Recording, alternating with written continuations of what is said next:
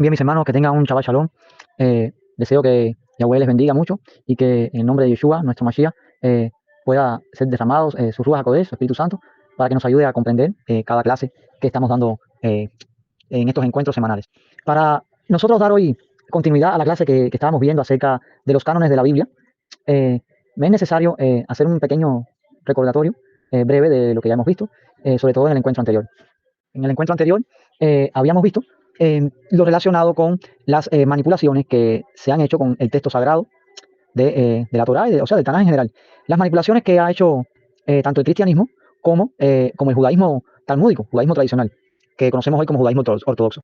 Estuvimos viendo varios ejemplos que son cruciales en nuestra fe en Yeshua, ejemplos de profecías mesiánicas que eran incuestionables antes de Yeshua, y que después del surgimiento del cristianismo como religión, entonces el judaísmo tuvo que estructurar toda su teología, o por lo menos gran parte de ella. Yo diría que un 90% de su teología fue reestructurada, como también con ella toda la base literaria que forma parte de lo que es el conjunto de libros por el cual ellos seguían para establecer sus preceptos, sus dogmas y toda su fe en general. Vimos el ejemplo de la profecía de Isaías, vimos el ejemplo también de... o sea, profecía de Isaías que habla del nacimiento del Mesías, que iban a ser de una virgen. Habíamos visto el ejemplo del Salmo 22, muy importante este salmo, y que había sido, vamos a decir que fue un error de copista, vamos a decir que fue un error de copista a la hora de traducir la palabra aquella, de transcribir la palabra Karu, y que vamos suponiendo de que haya sido algo, una letra que la letra Baf que estuvo borrosa y se vio como una yod, bueno, ellos tradujeron Kari, y que viéndolo de ese modo es algo que no tenía coherencia. Todo esto lo vimos y nos dimos cuenta de que realmente el canon de la Septuaginta es mucho más fiel a los textos hebreos originales que el canon de Yavne, que es 2 siglos después de Yeshua, y esto está corroborado por el hallazgo de los rollos del Mar Muerto. Bien, con motivo a todo esto que he recordado, voy a compartirles 2 citas bíblicas que van muy afín con este suceso, porque a veces creemos que porque al judaísmo, como dice Shaul de Tarso, Elohim les ha confiado la palabra, su palabra, ¿no? Porque está escrito así, Shaul de Tarso lo dice. Creemos que ellos no cometen errores o que no pueden manipular el texto, y sí se ha hecho, sí se ha hecho. A veces culpamos solamente al cristianismo de estos actos y no ha sido así. El judaísmo rabínico también ha cometido estas infracciones, y digo infracción porque la misma Torah dice que la escritura no puede ser cambiada ni modificada, no se le añadirá ni se le quitará nada.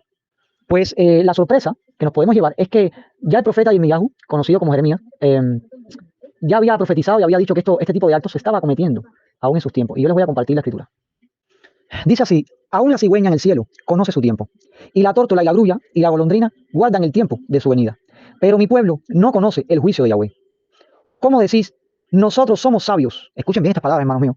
Nosotros somos sabios, y la Torá de Yahweh está con nosotros. Ciertamente ha cambiado en mentira la pluma mentirosa de los escribas. Los sabios se avergonzaron, se espantaron y fueron consternados. He aquí que aborrecieron la palabra de Yahweh. ¿Y qué sabiduría tienen?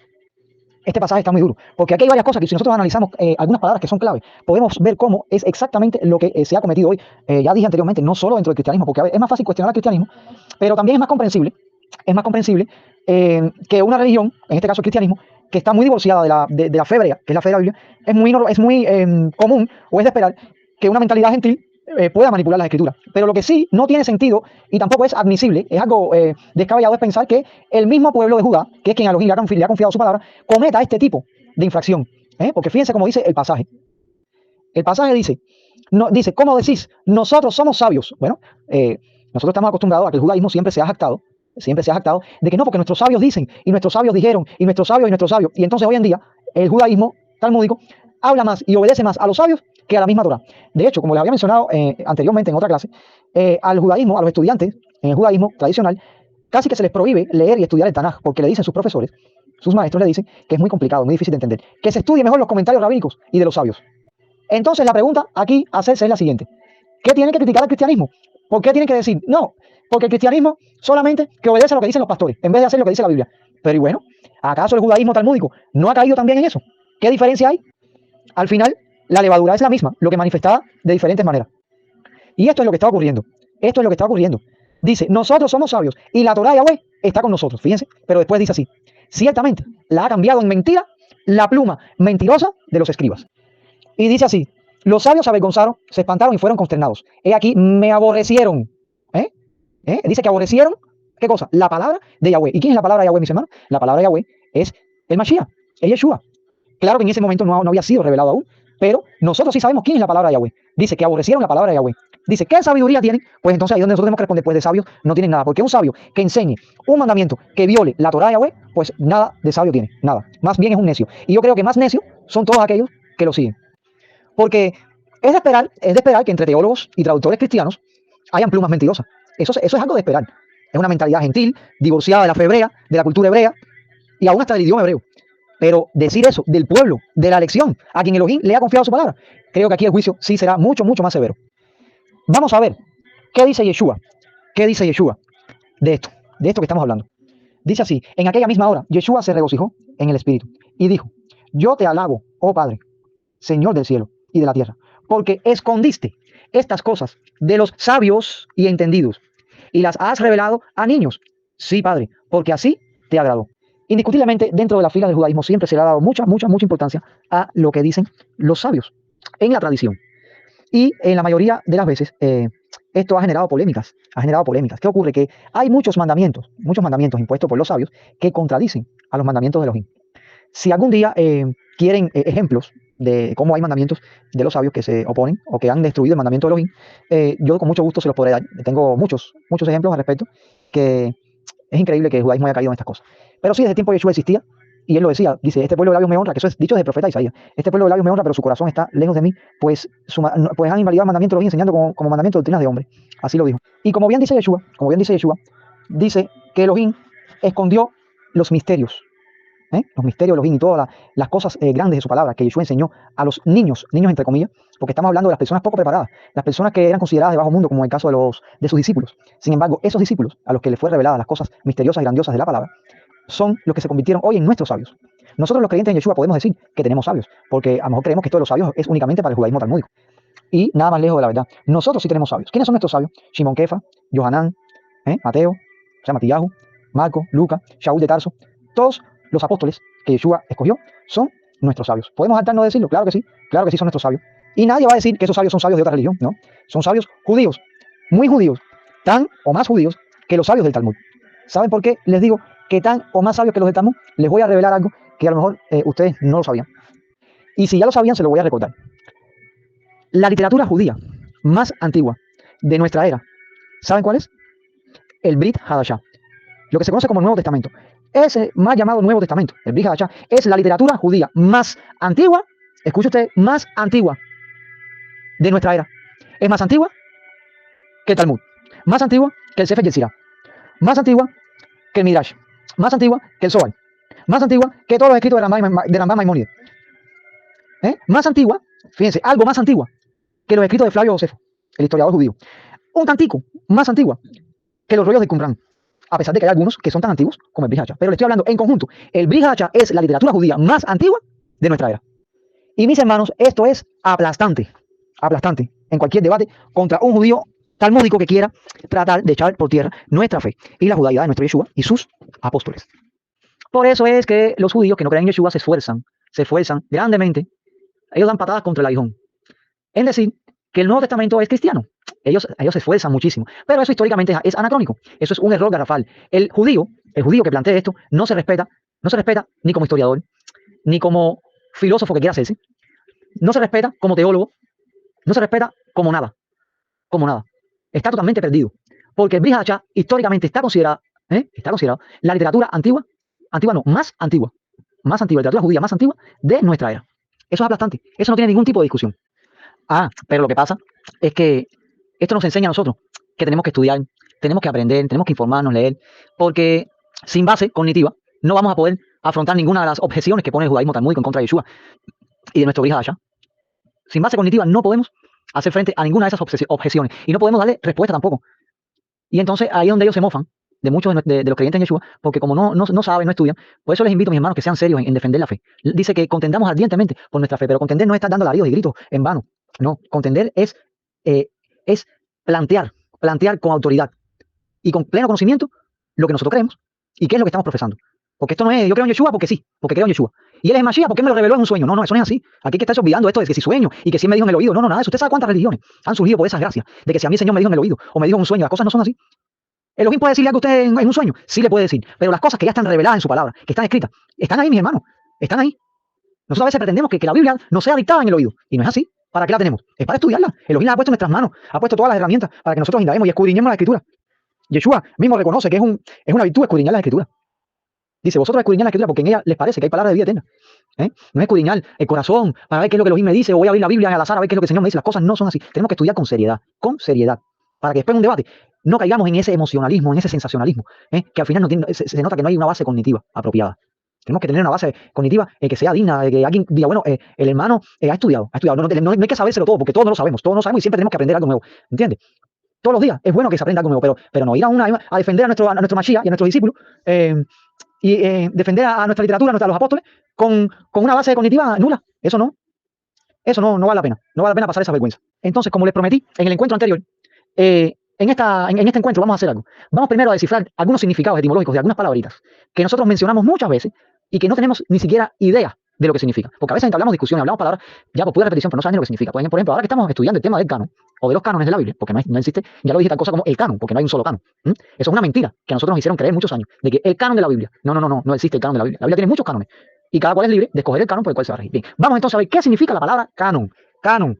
Cansado estamos de decirla, de escucharla, pero ¿qué significa canon? Bien, la palabra canon, lo que significa literalmente es regla. Es una regla por la cual nos vamos a guiar. O sea, es la regla establecida por la cual se han de regir los creyentes, en este caso, los creyentes en la Biblia. Cuando nosotros entendemos lo que significa la palabra canon, entonces, al descubrir de que no hay un solo canon, sino que hay varios cánones, entonces significa de que hay varias reglas que el hombre, escuche usted bien, el hombre, no Elohim, ha establecido para poder guiarse y usar como base a la hora de establecer qué es y qué no es. ¿Cuál es la regla realmente? ¿Cuál es la regla realmente oficial? La regla oficial, mis hermanos, es la Torá, los profetas y los escritos. Pero ahora uno dice, bueno, ¿y los escritos qué cosas son? Sí, porque todos sabemos que la Torá son los 5 libros de Moshe, que se conoce oficialmente como el Humash, porque Torá es todo lo que es instrucción y enseñanza, ya lo expliqué. Pero bueno, la mayoría de las veces cuando se refieren a la Torá de Moshe es a los 5 primeros libros, el Humash. Sabemos que esa es la Torá. Cuando se habla de los profetas, también sabemos quiénes son los profetas. Ahora, ¿dónde está el problema acá? El problema está en los escritos. ¿Cuáles son los escritos?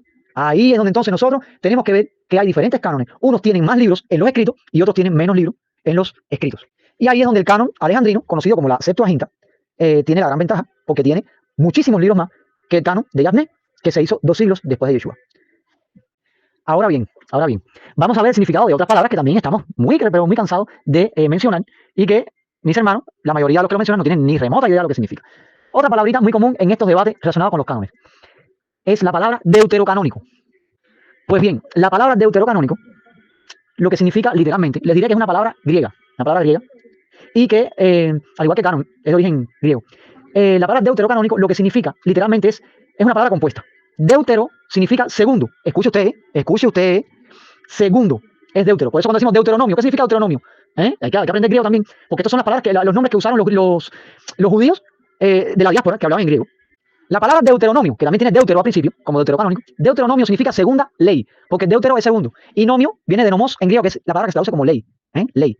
Entonces deuteronomio significa segunda ley, porque es el segundo enfoque, no es que sea una ley diferente, sino que es un segundo enfoque de la Torá de Moshe. O sea, la Torá de Moshe se ve rígida y estricta en los libros anteriores, pero cuando leemos en Deuteronomio, o de Barín, que es como se llama en hebreo el libro, vemos que la Torá está enfocada desde el punto de partida y motor impulsor, el amor. O sea, todo está relacionado con el amor a Elohim, con el amor al prójimo, y que por amor a Elohim nosotros debemos obedecer los mandamientos. O sea, está dado con ese enfoque, un enfoque amoroso, no un enfoque de imposición o rígido como se ve en los libros anteriores. Es por eso que el libro fue llamado por los judíos de la Septuaginta, ellos le llamaron Deuteronomio.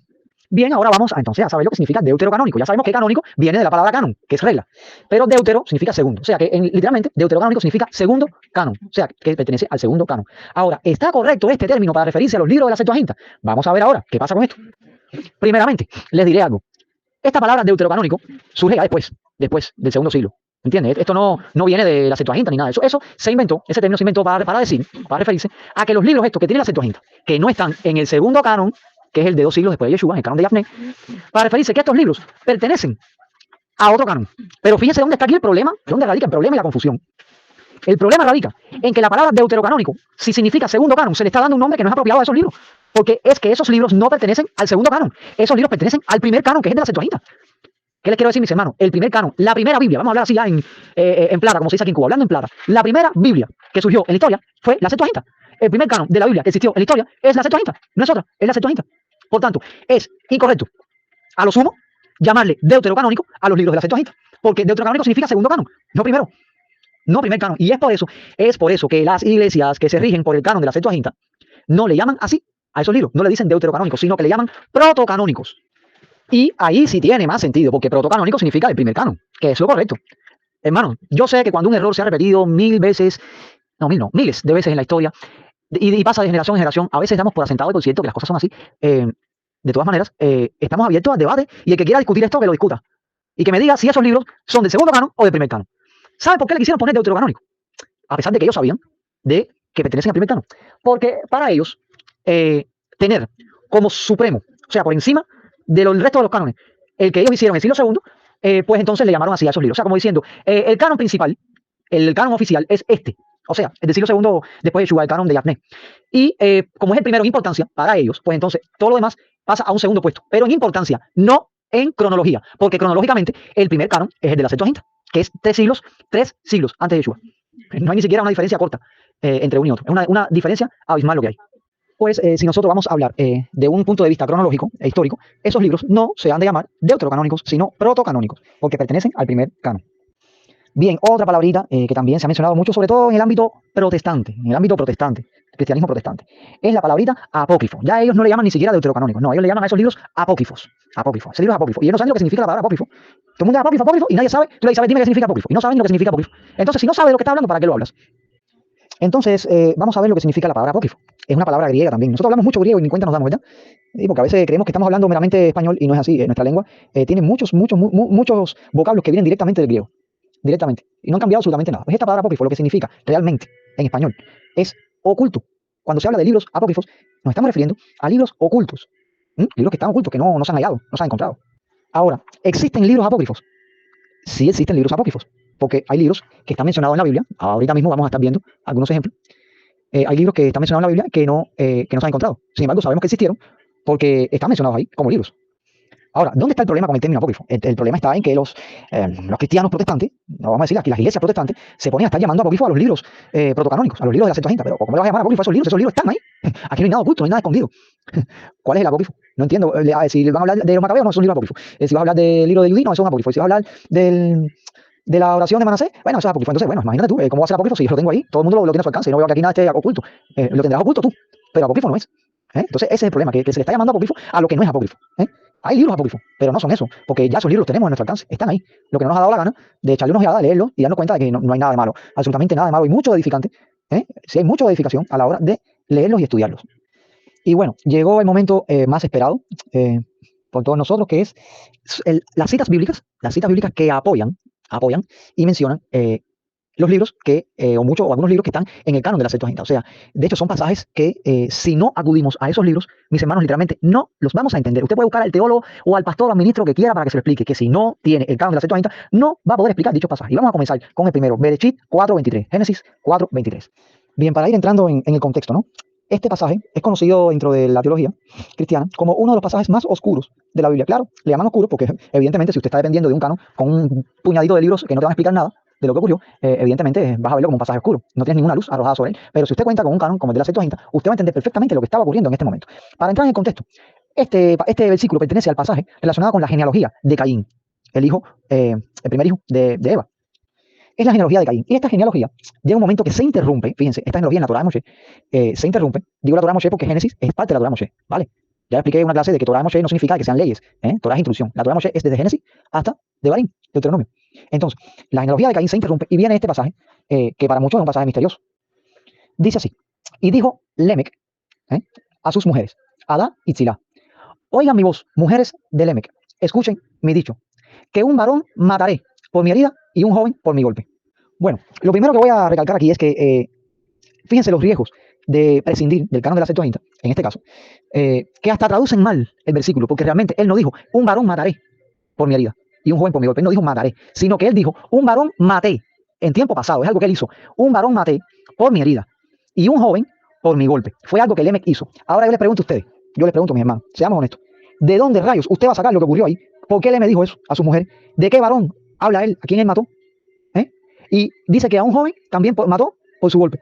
Dígame, ¿de dónde van a sacar los datos para poder explicar esto? En otras palabras, si el canon de Yavne es suficiente para saber todo lo que debemos saber, entonces aquí tenemos un serio problema.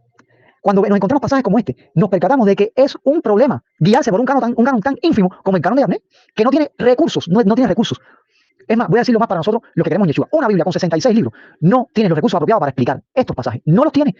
No los tiene. No hay información, no tiene de dónde sacarla. Entonces, ¿qué pasa? Ahí viene entonces el predicador y empieza a babearse detrás del púlpito, hablando 10.000 cosas de su imaginación y cosas de que el Señor, entre comillas, le dijo. El Señor le dijo. Y ya empieza a inventar lo que le da la gana. No es más fácil. No es más fácil buscar la literatura apropiada. Pues bien, ¿quieren que les diga algo? La respuesta a ese pasaje yo no se las voy a dar en esta clase. Yo no se las voy a dar. Yo a ustedes les di todos los libros de la Septuaginta. A menos los que están en mi poder. Y solamente les voy a decir que eso, la explicación de ese suceso, se encuentra en el Sefer Yashar, en el libro de Yashar, que se menciona, es el más mencionado en la Biblia, aunque usted no lo crea. La Biblia de la Reina Valera pone Haser, con J, pero es Yashar, que significa justo. Es el libro del justo, del recto, del que hace rectitud, de una persona recta. Entonces, ahí usted encontrará la respuesta, ahí la va a encontrar, de qué fue lo que ocurrió ahí. Pero créame que con una Biblia de 66 libros usted nada va a poder hacer con ese tipo de pasajes. Vamos al siguiente, vamos al siguiente. Aquí tenemos el otro pasaje, Yahoshua 10 del 12 al 13, o sea, Josué 10 del 12 al 13. Dice, entonces Yahoshua habló a Yahweh en el día en que Yahweh entregó al amorreo delante de los hijos de Israel y dijo en presencia de los israelitas, Sol, detente en Gabaón y tú luna en el valle de Ajalón. Y el sol se detuvo y la luna se paró hasta que la gente se hubo vengado de sus enemigos. No está escrito esto en el libro de Yashar. Así dice mi hermano, en el libro de Yashar. Y el sol se paró en medio del cielo y no se apresuró hasta ponerse casi un día entero. Bien, ¿y ahora qué? La Torá de Moshe y aquí más explícito en Josué nos están haciendo un remix, o sea, nos están llevando, nos están conectando con el libro de Yashar. Ah, pero es que mi Biblia no tiene ese libro. Ah, ¿y quién te mandó a escoger ese canon? ¿Quién te mandó a escoger ese canon? ¿Te das cuenta que es insuficiente? Ese canon es insuficiente para poder abarcar toda la información que nosotros como creyentes necesitamos y merecemos conocer para que ningún ministro, ni ningún líder venga a querer meternos cuentos a nosotros. Parece poco. Voy a darles otro ejemplo más. Aquí tenemos este otro pasaje. Muy explícito que es, muy explícito. Dice así, está en segundo libro de Samuel, capítulo 1, versos 17 y 18. Dice así, esto es cuando David se entera, bueno, de que Shaul, el rey, fue muerto en batalla. Deben recordarse ese pasaje. Y aquí dice lo siguiente, y endechó David a Shaul y a Jonatán su hijo con esta endecha. La endecha es un canto, como un cántico, una poesía de lamento, lamentándose por la muerte. Y dice, el 18 dice, y dijo que debía enseñarse a los hijos de Judá. ¿A los hijos de dónde? De Judá, Judá. La endecha debía enseñarse a los hijos de Judá. He aquí que está escrito, ¿dónde está escrito? Dice, ¿dónde está escrito? En el libro de Yashar. En el libro de Yashar está escrito. Y, mis hermanos, les digo que la endecha llega hasta el verso 27. Es una cita completa. Entonces, ¿qué van a decirme? Que el libro de Yashar no es inspirado, que es un libro apócrifo, que es, no, ese es deuterocanónico. Por favor, no lo leas. Si no quieres, jamás te enterarás de nada de lo que están mencionando acá, en todos estos pasajes que yo estoy mencionando aquí. Pues vamos a continuar, hay más, hay otras citas más. Bien, mis hermanos, aquí otro pasaje, en este caso ya estamos entrando en el Brit Hadashah, conocido como Nuevo Testamento. Aquí estamos en Hechos 7, 53. Dice así, esto está basado, para que entre en contexto, es cuando Esteban, el judío de Alejandría, Stefanos, es como se dice su nombre en griego, Stefanos, cuando Esteban estaba defendiéndose frente al Sanedrín, donde estaba Shaul de Tarso, que después lo apedrearon, todos conocemos esta historia.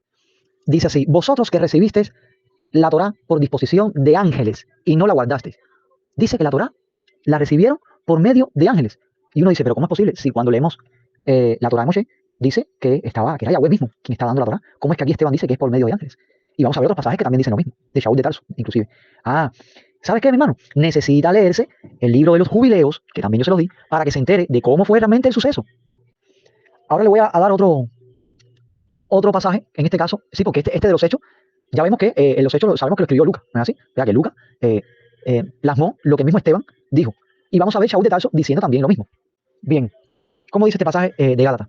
Dice así, dice así, disculpe, me estaba confundiendo con el anterior. Dice, entonces, ¿para qué sirve la ley? Fue añadida a causa de las transgresiones, hasta que venga la simiente, a quien fue hecha la promesa. Y fue ordenada, oigan aquí, y fue ordenada por medio de ¿qué? De ángeles. Lo mismo que dijo Esteban, de ángeles, en manos de un mediador. Wow, entonces, ¿solamente Esteban creía eso? No, vemos a Shaul de Tarso también diciéndolo. Pero ¿saben qué es lo que pasa? Que Shaul de Tarso era un judío de la diáspora, hermanos míos. Shaul de Tarso no era un judío de Jerusalén. Shaul de Tarso es un judío que nació en Tarso. Eso es fuera Judea, actualmente Turquía. Era un judío de la diáspora. Esteban también lo era. Entonces, sabían que la Torá fue dada por medio de ángeles. Entonces, ¿dónde podemos saber esto? Este detalle de cómo lo podemos saber? ¿De dónde sacaron ellos esto? Lea el libro de los jubileos y ahí se enterará. Pero es que mi Biblia no está. No está. Entonces, tienes que ir al canon de la Septuaginta, si no, nunca vas a poder saber lo que ocurrió ahí. Bien, vamos ahora a otro pasaje. Ya casi estamos acabando, estamos ya acabando. Como veo que no hay ningún hermano aquí presente, voy a tratar de terminar, aunque me haya extendido, voy a terminar, aunque me demore un poquito más para que ya toda la información quede bien precisa y se termine ya esta clase. Este es otro pasaje que nos invita y nos habla directo al canon de la Septuaginta. Vaya, como que es obligado. Si no, no hay manera de saber de lo que está hablando aquí Shaul a Timoteo. Está en la segunda carta a Timoteo, capítulo 3, versos del 6 al 8. Dice así: porque de estos, hablando de los hombres malos, ¿no? Porque de estos son los que se meten en las casas y llevan cautivas a las mujercillas cargadas de pecados, arrastradas por diversas concupiscencias. Estas siempre están aprendiendo y nunca pueden llegar al conocimiento de la verdad. Ahora, el verso 8 es el crucial acá. Dice: y de la manera que Janés y Jambres resistieron a Moisés, así también estos resisten a la verdad. Hombres corruptos de entendimiento, réprobos en cuanto a la fe. Ahora, yo pregunto, ¿quién me puede decir quién es Janés y Jambres? A ver, yo le pregunto a cualquier ministro de cualquier iglesia: ¿quién es Janés y Jambres? Y digo iglesia porque, bueno, no voy a decir el judaísmo talmúdico porque como a ellos no les importa el Nuevo Testamento, pues no voy a tenerlos ni en cuenta. Pero a los del cristianismo que dicen que esos libros no, que esos libros son malos, bueno, ahí yo pregunto, bueno, dígame quién es Janés y Jambres. Le digo a cualquier pastor: "Ay, pastor, dígame quién es Janés y Jambres", que aquí menciona Pablo a Timoteo. ¿Dónde está la Biblia de Janés y Jambres? Dice que resistieron a Moisés. Y yo me leí la Torá de Moshe, señor pastor, y yo no encuentro a Janés y a Jambres por ningún lado. A esa hora, entonces, el pastor tiene que inventar, tiene que inventar. Les voy a hacer una pequeña anécdota para que vean si los teólogos protestantes muchas veces saben las cosas y por tal de los que están, o sea, los feligreses no aprendan ni les dicen nada. Yo le estaba compartiendo esto a una amistad mía que es testigo de Jehová, hablándole de estos libros, porque, bueno, ustedes saben la opinión del protestantismo con respecto a estos libros. Y le dije: mira, aquí, este pasaje se lo busqué en su Biblia, en la Biblia del Nuevo Mundo. Le dije: mira, Janés y Jambres, a ver, ¿me puedes decir con la misma Biblia, esa que tú tienes? Dime, por favor, dime quién es Janés y Jambres. Y bueno, el hermano me dijo: no, yo nunca había visto estos pasajes. Fíjense, y escuchen para acá, es anciano que lleva una bola de años como líder en los testigos de Jehová. Y estos pasajes, él nunca se ha enfrentado a esos pasajes. Y entonces me dice: espérate, pero vamos a ver, porque aquí la Biblia tiene una referencia. La Biblia de Nuevo Mundo tiene una referencia ahí donde dice Janés y Jambres. Fíjense qué cosa más curiosa. Cuando busca la referencia, ¿sabe para dónde remite al lector la cita esta de Janés y Jambres? Lo remite para donde está, para el libro de Éxodo, donde están los hechiceros. Escuchen ustedes, para donde están los hechiceros que tiraron las varas en el suelo, allí frente a Faraón, y se transformaron en serpientes. ¿Recuerdan ese pasaje? Bien, la referencia de Janés y Jambres en la Biblia de los testigos de Jehová remite al lector para allá. Y me dice: bueno, aquí no dice nada, aquí en Éxodo no dice nada, aquí lo que dice de los magos esos que tiraron la vara en el piso. Y yo le dije: ¿sabe por qué te remite para ahí, mi hermano? Porque esos eran los nombres de los magos que tiraron la vara en el piso. Ellos eran hijos de Balaam. No, pero ¿cómo tú sabes eso? ¿Cómo lo sé eso? Léete el libro de Yashar. Si no te lees el libro de Yashar, no te enteras jamás. Nunca te enterarás quién es Janés y Jambres. Ahora yo pregunto, si ese libro no fuera inspirado, si ningún libro se fuera inspirado, ¿cómo es posible que la Biblia esté aludiendo tanto a los datos de ese libro? Entonces la pregunta es la siguiente: el hecho de que el judaísmo actual y el protestantismo no los considera inspirados, ¿eso significa que los judíos de antaño tuvieran el mismo pensamiento? Por supuesto que no, por supuesto que no. Para el judaísmo del Segundo Templo, todos estos libros formaban parte de la literatura sagrada, de la literatura sagrada. Por eso lo citaban constantemente sin ningún tipo de prejuicio. Y nadie jamás discutió ni dijo: no, eso no es inspirado. Esas tonterías que hay hoy, de que si eso no está en canon, que si eso es apócrifo, que si eso es deuterocanónico, todas esas tonterías no existían en el judaísmo del Segundo Templo. Simplemente era literatura sagrada. Era literatura sagrada. Nadie ponía en tela de juicio nada de esos libros. ¿Cómo es posible que un maestro esté citando un libro que no sea Torah, que no sea inspiración divina? No tiene sentido ninguno. Si lo hacían es porque lo consideraban así. Voy a continuar con otro más. Aquí tenemos otro más. Tenemos otra cita más. Primera carta de Kefa, de Pedro, capítulo 3, versos del 18 al 20. Con este pasaje el cristianismo ha inventado hasta doctrinas raras, doctrinas de estas oscuras y creencias raras que ni siquiera están apoyadas por la Torah. Por este pasaje. Dice así: porque también el Mashiach, Cristo, padeció una sola vez por los pecados, el justo por los injustos, para llevarnos a los siendo a la verdad muerto en la carne, pero vivificado en espíritu, en el cual también fue y predicó a los espíritus encarcelados. Espíritus encarcelados. ¿Quiénes son esos espíritus encarcelados? Vamos a ir. Dice: los que en otro tiempo desobedecieron. ¿Usted ve algo de eso en la Biblia? ¿Ha leído algo de eso? No.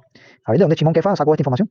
Dice: los que en otro tiempo desobedecieron, cuando una vez esperaba la paciencia de Elohim en los días de Noé. En los días de Noé, espíritus que pecaron y que estaban encarcelados.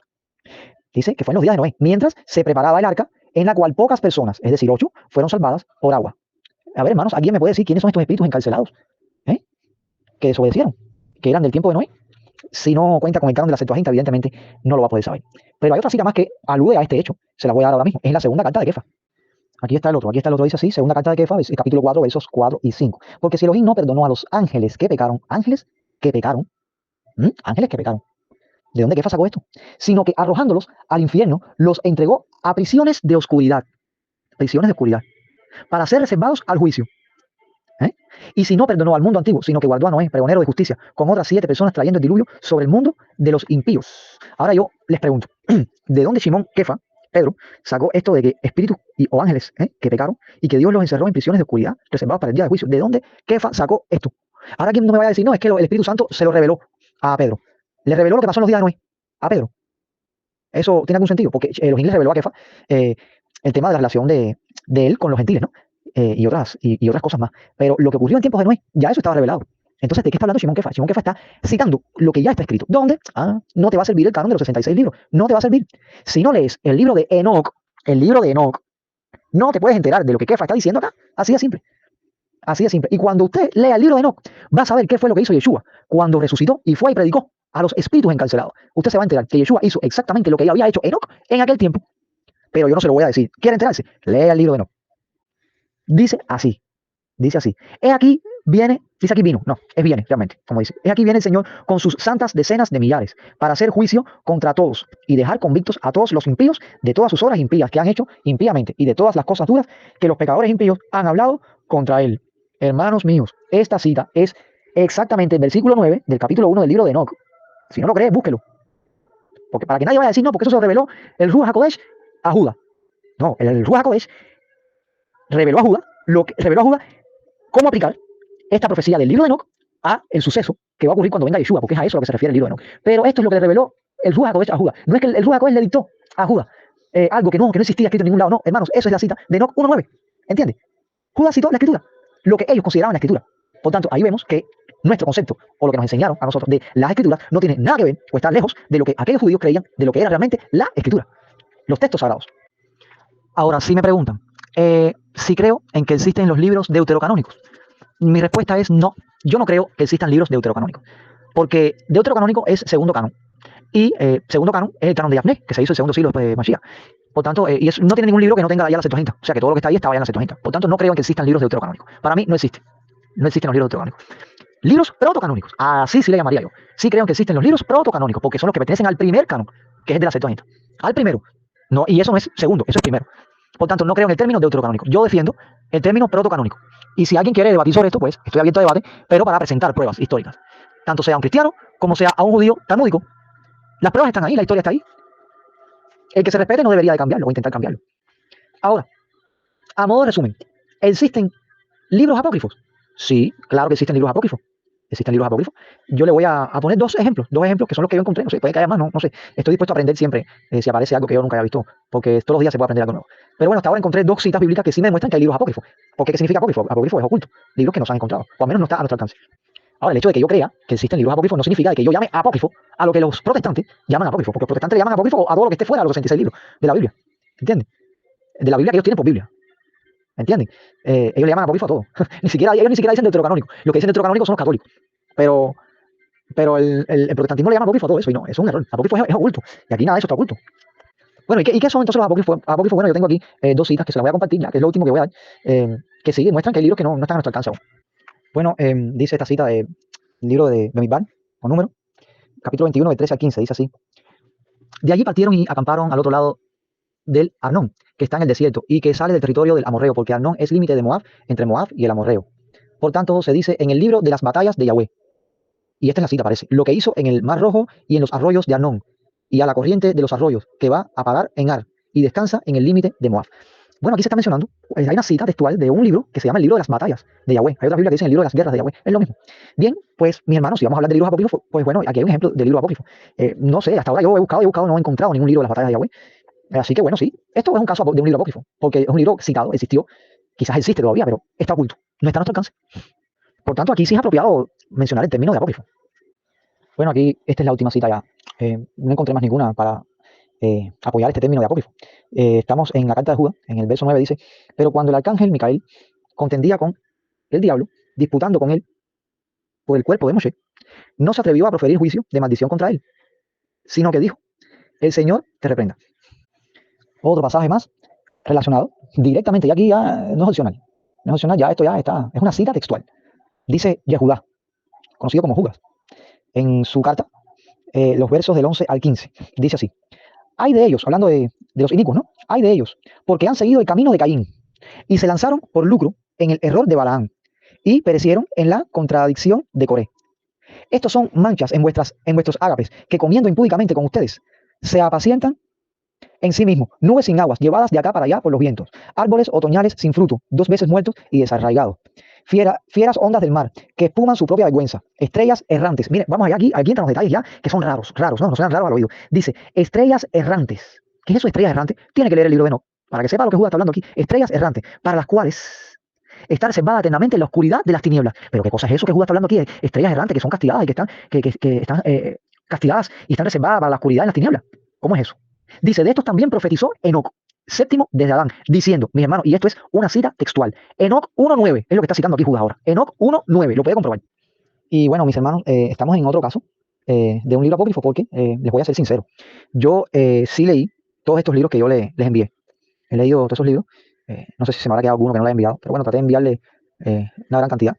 Y este suceso que está aquí narrando Yahuda, Shariach, o sea, el apóstol Judas, mis hermanos, esto no aparece en ninguno de esos libros. Sin embargo, es un acontecimiento que se ve que es extraído de algún lugar, ¿me entiendes? Porque está hablando de un suceso que tuvo lugar con el cuerpo de Moshe, ¿entiendes? Con la época de Moshe allá, cuando él muere, poco después que muere. Y dice que hay una contienda entre el arcángel Micael y el diablo. Esto, mis hermanos, no está en ninguno de esos libros que yo les di. Por tanto, aunque no se menciona un libro específico de donde él sacó esta información, es obvio que parece que es de algún tipo de literatura que podríamos considerar apócrifa, porque está oculta. No sabemos dónde está eso. No sabemos dónde está ese suceso narrado, pero Judas sí sabía. Lástima que no lo dijo, pero bueno. Por lo menos sabemos que en los libros estos protocanónicos no aparece este suceso narrado. Así que bueno, hasta que los quiera y podamos enterarnos correctamente de dónde salió la información que Judá aquí nos está mostrando. Ahora, lo que sí es evidente es que Yehudá no se inventó esto, ni tampoco es algo que se lo sacó de abajo de la manga. No, Yehudá evidentemente está haciendo una cita de algo que ya estaba escrito en algún lado. Así es como ahora nuestro pueblo, cuando va a aludir a algo, lo que hace es remets. ¿Qué cosa es remets? Es hacer comparación, hacer una referencia a algo que ya pasó. ¿Entiendes? Y entonces aquel suceso lo comparan con un suceso de su tiempo, para mostrar que es algo que ocurrió parecido o igual, o para dar una enseñanza determinada de lo que debemos o no debemos hacer, porque aquellos sucesos servían como ejemplo para que nosotros no caigamos en los mismos errores. Pues nada, mis hermanos, hasta aquí llega la clase, ya por fin terminamos la clase. Nos llevó 3 encuentros y casi que podía habernos llevado 4. Yo me extendí, fíjense, me extendí bastante, me extendí 42 minutos, pero bueno, lo hice porque como veo que no había ningún hermano acá en la clase, quizás alguno esté escuchando, no sé, pero como no vi ninguno, ya decidí, como no tengo problema con el tiempo ni nada de eso, decidí ya terminarla y ya tienen la información de su lado. Eh, pues nada, esto es lo que tenemos con respecto a los cánones. Ya después más adelante, si hay algo que se me haya quedado o alguna inquietud que tengan, una duda, lo pueden expresar sin ningún tipo de problema. Bien, a modo de resumen de esta clase, podemos determinar, primero, que no existe tal cosa como el canon. No, hay varios cánones. Por tanto, en un debate, cuando alguien diga, no, eso no está en el canon, le digo, bueno, ¿tú sabes lo que es canon? Porque no saben ni lo que es canon. Cuando dicen así, no saben lo que es canon y tampoco saben que existe más de un canon. También, a modo de resumen, vemos que tanto el cristianismo como el judaísmo son culpables en la manipulación de las interpretaciones de las escrituras y también en las traducciones y transcripciones que se han hecho. O sea, no escapa ni el cristianismo ni el judaísmo talmúdico o rabínico, no escaparon de eso. La pluma mentirosa del escriba ha estado presente también, no solamente los malos traductores cristianos. Vamos a tener esto bien clarito. También, a modo de resumen, podemos decir que ya pudimos esclarecer lo que significa la palabra canon, que es regla, lo que significa deuterocanónico, que significa segundo canon, por tanto, un vocablo muy mal aplicado a los libros de la Septuaginta, porque no son del segundo canon, sino del primero, y por eso se han de llamar protocanónicos. Y también vimos lo que significa la palabra apócrifo, que significa oculto, y que no se debe aplicar a los libros de la Septuaginta, sino a aquellos textos, claro, a aquellos textos que no han estado a nuestro alcance, que sí están ocultos de verdad, y están mencionados, por ejemplo, en la Biblia, como hemos visto.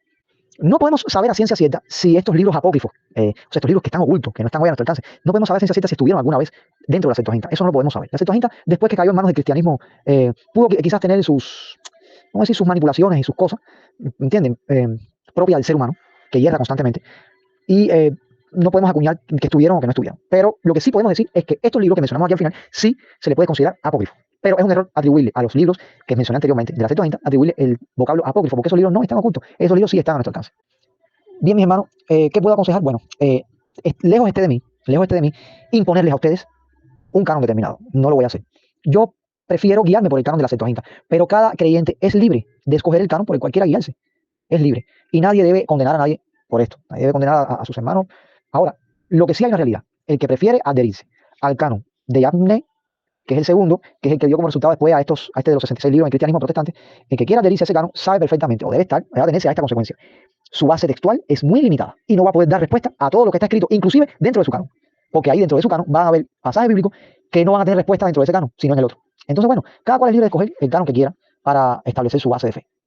Cada cual es libre, ni Elohim les quita esa libertad. Pero sí hay que dejar bien claro que un canon es muy limitado con respecto al otro. Hay otros detallitos que quizás se me fueron así, pero lo voy a mencionar ahora bien rapidito. El libro de Daniel, en el canon de la Septuaginta, no llega hasta el capítulo 12, sino que tiene un capítulo de más con 2 historias de más. Tiene dos historias además que muy interesantes están. Sería bueno que lo leyeran. Y también decirles que, les voy a decir esto, que quizás es algo que ustedes no sabían. Es algo muy curioso. Cuando se estaba estableciendo el canon de Yavne, siglo segundo después de Yeshua, estuvo en tela de juicio si poner en el canon el libro de Esther, si ponerlo o no ponerlo. Esto fue, fue motivo de controversia, de discusiones rabínicas. Recuerden que esto es judío, canon judío. Y al final lo pusieron. Pero ¿saben por qué fue motivo de discusiones y polémicas? Porque resulta que en el libro de Esther no se menciona el nombre de Elohim. De hecho, no se menciona ni Elohim. Usted puede leerse el libro de Esther, en esa Biblia que tiene ahí a su alcance de los 66 libros. Léase el libro de Esther y va a ver que no, Elohim no está por ningún lado mencionado. Entonces los judíos, fíjense para que ustedes vean cómo cambian las cosas. En aquel momento ellos tenían como la duda de si poner o no poner el libro de Esther. Pero el problema es que ellos tenían la celebración de Purim y necesitaban poder apoyarlo. Claro, que yo no entiendo cómo no pusieron de los macabeos cuando aparece la Hanukkah. Y es que el judaísmo rabínico le da una importancia a Purim. Yo creo que le da una importancia por encima de todas las demás festividades, aún las que estableció Yahweh. Es algo curioso y raro, pero bueno. Entonces, ese libro no menciona a Elohim. Pero ahora yo le voy a decir un dato que ustedes quizás ni conozcan. Cuando usted lee el libro de Esther, que está en la Septuaginta, coja una Biblia de esta, que dice que tiene deuterocanónico, busque el Esther, que aparece ahí, y usted verá que en el Esther de la Septuaginta sí se menciona a Elohim. No solo eso, en el Esther de la Septuaginta hay oración de Esther a Elohim, y hay oración de Mordecai, o sea, Mardoqueo, a Elohim. Entonces, yo no acabo de entender, y se me rompe la cabeza tratando de razonar eso. ¿Cómo es posible que esa gente, porque estaba en griego, no quisieron ponerlo en el canon, prefirieron optar por un Esther sin mencionar a Elohim, sin la oración de Esther, sin la oración de Mordecai? Es una locura, mis hermanos, es una locura lo que ha habido con esto de los cánones, es una locura. Bueno, al final de todo esto, que cada uno saque sus conclusiones, su reflexión, cualquier duda, cualquier inquietud, cualquier aporte, será muy bien recibido y estaré dispuesto a darle respuesta siempre y cuando esté a mi alcance la respuesta. Si no, me pongo a estudiar y trataré de responderle después. Les deseo que Yahweh les bendiga y vamos a hacer una bendición al Eterno por todas estas cosas maravillosas que Él nos ha querido revelar a nosotros. Dice que la ocultó de los sabios, y nos las quiso revelar a nosotros porque así le plació. Baruch atah Yahweh Eloheinu melech haolam, asher natan lanu Torah emet, bechaye olam nata betocheinu, Baruch atah Yahweh noten haTorah, beshem Yeshua HaMashiach, Torateja emet. Amén. Bendito eres tú, Yahweh Elohim, nuestro Rey del Universo, que nos diste tu Torah de verdad y plantaste en nuestro interior la vida eterna. Bendito eres tú, Yahweh, quien nos da la Torah. En el nombre de Yeshua, el Mesías, tu Torah de verdad. Amén. A ver, no sé en sí cuál es la duda con respecto a esto de la palabra Mashiach. Yeshua dijo, las palabras que yo hablo no son mías, sino del Padre, que me envió. No es que vivamos en las palabras de Mashiach como tal, como que Mashiach tiene unas palabras diferentes a las que dijo el Padre, no.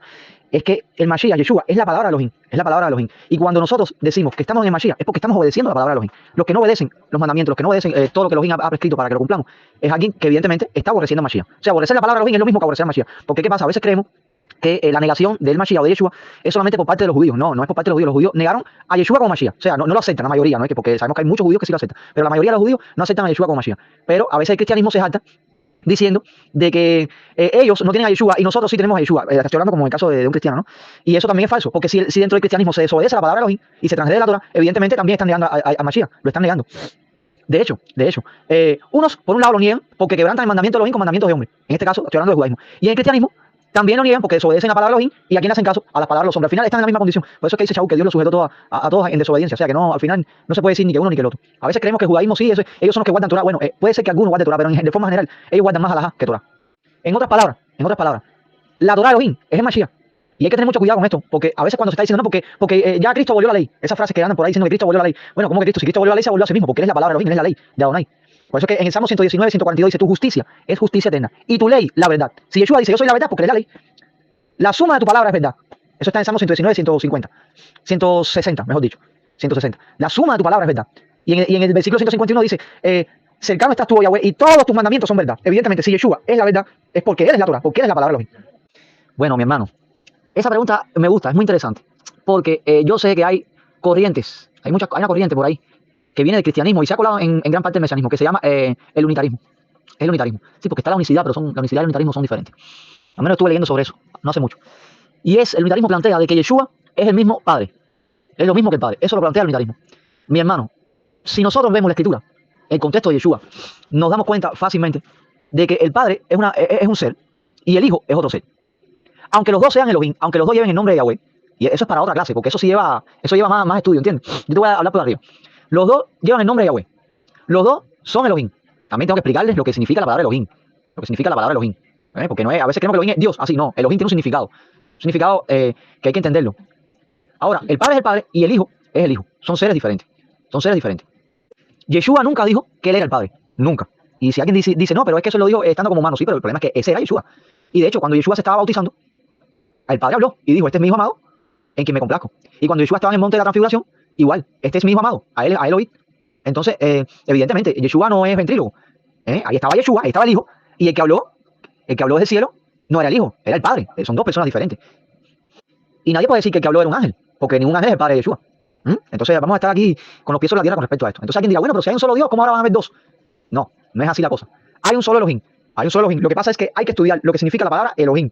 Hay que estudiar lo que significa la palabra Ejad. Cuando dice Shema Israel, Yahweh Eloheinu, Yahweh Ejad, que se lo traducen como Yahweh es uno. No, la palabra no es uno. Ejad es unidad. Uno es Ahad. Es Yahid. Yahid se usa para decir que es único. Es uno solo. Un solo ser. Pero cuando se habla de Ejad, se habla de unidad. Por ejemplo, te voy a poner otro ejemplo. Cuando dice que el hombre y la mujer dice que serán una sola carne, ahí dice Ejad. Y el hombre y la mujer no es una sola persona. El hombre y la mujer son dos. El hombre es una persona y la mujer es otra persona. Sin embargo, los dos conforman un Ejad. ¿Entiendes? Un Ejad. Cuando dice el Padre y yo somos uno, Yeshua dice eso. Ahí la palabra hebrea es Ejad. Pero Ejad no es que es una sola persona, sino una unidad.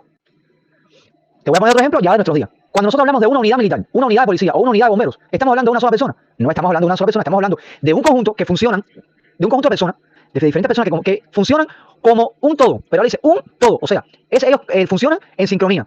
No es que uno va para un lado, otro va para otro. No, todos, cuando hay un problema, todos van directo a ese problema y tienen una función cada uno. ¿Ves? Pero se le llama unidad. En hebreo eso sería Ejad. Hay un movimiento mesiánico. Yo no sé si es de México o de Estados Unidos, no sé de dónde viene, pero México está muy fuerte, tiene fuerza, que se llama EMC Shalom, algo así, que ellos son unitarios. Ellos creen que el Padre es lo mismo que el Hijo, que Yeshua es el Padre. Pero a ver, ¿cómo va a ser el Padre? Si estamos el Padre es el Padre, el Hijo es el Hijo. Ah, y le voy a decir algo. En el capítulo 1 de Génesis, que está relacionado con la pregunta que usted me hizo en el chat privado, que bueno, eso quedó inconcluso porque me hubiera gustado saber si cuál era la duda. En el capítulo 1 de Génesis, se muestra que hay dos entidades trabajando en la creación. Pero tienes que verlo en hebreo. Yo en hebreo te lo voy a mostrar. Tienes que verlo en hebreo.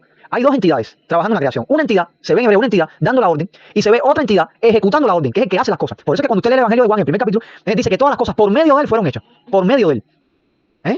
Eso hay que estudiar. Eso es una clase. Eso es una clase. La clase viene. Pero es otra clase. Pero sí son dos entidades. No es que el Padre y el Hijo es lo mismo. Es el mismo ser. No es así. Porque no tiene sentido que Elohim dé una orden y después mismo vaya y la haga. Que una sola persona dé la orden y él mismo vaya a hacer. No. Ahí en hebreo se ve que hay uno dando la orden y hay otro que la está ejecutando. Se ven dos entidades. Lo que pasa es que cuando uno lo ve en español no se da cuenta de eso. Pero en hebreo sí te das cuenta. De hecho, te puedo adelantar algo. Si tú te das cuenta en el relato de la creación de Bereshit en el primer capítulo, fíjate que el que da las órdenes de hacer cada cosa es Elohim. Y cuando ves el que la está ejecutando, dice que Elohim Alef-Taf, Elohim Et, y aparece la palabra Alef-Taf. Recuerda que Yeshua dijo: yo soy el Alef y la Taf. El que traducen en el griego el Alfa y el Omega. Bueno, el Alef y la Taf. Ves que está Elohim Alef-Taf ejecutando la orden. Y esa regla no falla. Puedes verlo en cada sesión de la creación. Y digo entonces Elohim, y ahí da la orden. Y después dice, y Elohim hizo Elohim Alef-Taf, tal cosa, tal cosa, tal cosa y tal cosa. Siempre. El que hace es Elohim Alef-Taf. Entonces, por eso es que es importante la clase que viene, ¿no? La clase que viene trata sobre los 4 niveles de interpretación. Es importante saber estas cosas, porque el tema es que hay el último de los niveles, el más profundo, se llama nivel misterio, y solamente en el hebreo es que se puede ver. Estas cosas que te estoy hablando solamente se pueden ver en el escrito en hebreo, no se puede ver en ningún otro idioma. Eso es por gusto, es en vano. En otro idioma no se puede ver el nivel misterio. Entonces ahí en hebreo sí lo puedes ver. Puedes buscarlo y darte cuenta de que siempre Elohim da la orden y Elohim Alef-Taf es quien la ejecuta. Y esto no lo vi yo solamente, esto lo vieron los apóstoles. El mismo Juan, cuando habla de el capítulo 1, eso es crucial, el capítulo 1 del Evangelio de Juan. Juan es el que revela todo el nivel misterio de Yeshua. Ya puedes verlo en su Evangelio, puedes verlo en las cartas de Juan, puedes verlo en el Apocalipsis. Ahí donde Yeshua dice: yo soy el Alef y la Taf. ¿Entiendes? Pero esto es nivel misterio. Esto es nivel misterio. Juan es el apóstol que revela el nivel misterio de Yeshua. Los otros evangelistas lo hacen ya a un nivel literal, ¿me entiendes? Pero Juan sí es nivel sol. Y entonces a veces, a mí me da risa porque a veces dentro de la fila del cristianismo se imprimen evangelios de Juan así solo para repartírselo a la gente. Y yo digo, es que esto es una locura, esto es una locura. El evangelio más complicado para entender, porque es completamente simbólico y nivel misterio, es el de Juan. Y ellos lo imprimen así, el evangelio de Juan, para repartírselo a la gente así como un tratadito.